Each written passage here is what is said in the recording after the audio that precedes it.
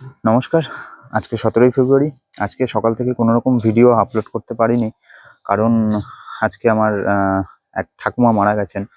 তো সেই কারণে সকালবেলা যা মাশরুম উঠেছিল তাড়াহুড়ো করে আরকি নিয়ে বেরিয়ে পরিষ্কার-টরিষ্কার করে সকালে ভাই ভেঙে রেখেছিল মাশরুমগুলো। তো সেগুলোকে কোনোরকমে তাড়াহুড়ো করে পরিষ্কার করে মার্কেটে বেরোলাম এবং মার্কেটে বেরিয়ে একটা অর্ডার ছিল আমার পাড়াতেই ধ্রুবদার ৫০০ গ্রামের। আর তারপর বাদবাকি যতটা ছিল অনেকক্ষণ ঘুরেছি এবং আজকে বেশিরভাগটাই ঘুরেই বিক্রি হয়েছে। লাস্টে শুধুমাত্র একটা প্যাকেট ছিল। সেটা একজন আ মানে আ ওই দিদি আমার কাছ থেকে এর আগেও মাশরুম নিয়েছেন। তো ওই দিদি আজকে আবার সেই মাশরুমটা নিয়েছেন। আর বাদবাকি সবকটাই আজকে আবারও কিন্তু সব নতুন মানুষজন মাশরুমগুলো নিয়েছে। আর হচ্ছে এবং আরেকটা বিষয় সেটা হচ্ছে যে আজকের এক বাড়িতেই হয়তো ৩-৪ টে ফ্যামিলি থাকে কিংবা ৩ জন ভাড়া থাকেন আমি এক্সাক্টলি জানি না।